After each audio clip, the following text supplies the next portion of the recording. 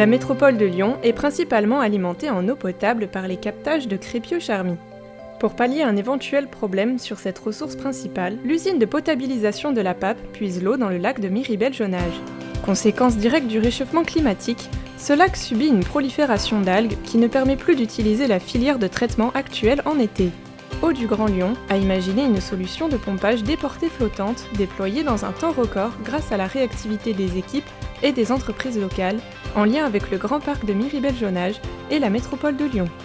On est en train d'assembler une canalisation qui permettra d'acheminer l'eau du lac ici jusqu'à la prise d'eau actuellement en place grâce à des pompes qui seront sur des barges. L'objectif, c'est d'apporter de l'eau moins riche en matière organique parce qu'avec l'évolution de la qualité du lac, l'usine actuelle de traitement qui se situe à la Pape ne permet plus de traiter l'eau pendant la période d'été avec le process actuel. C'est un chantier inédit parce qu'effectivement on n'a pas l'habitude tous les jours d'installer une canalisation flottante.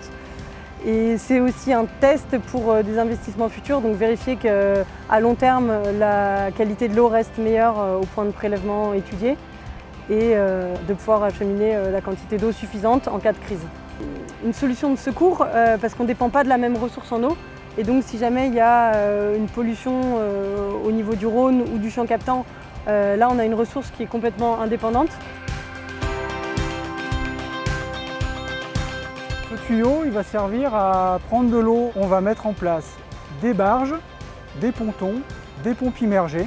Ces pompes vont refouler dans un tuyau. On a un système de sécurité autour de la barge de pompage avec un filet, avec une maille très fine, qui protège à la fois les poissons et qui protège aussi les baigneurs. Donc les baigneurs, c'est plutôt une matérialisation physique avec une ligne d'eau et des bouées qui crée un couloir de 3 mètres, interdisant l'accès au tuyau. Aujourd'hui, on a fini la partie soudure au miroir et on a procédé à la mise en place du tuyau, donc à l'aide de 4 bateaux pour pouvoir manœuvrer et de la grue motrice de 100 tonnes qui permet de tirer le tuyau et de faire son alignement.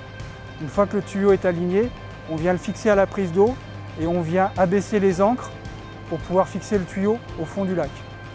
On essaye de s'adapter au mieux tous les jours.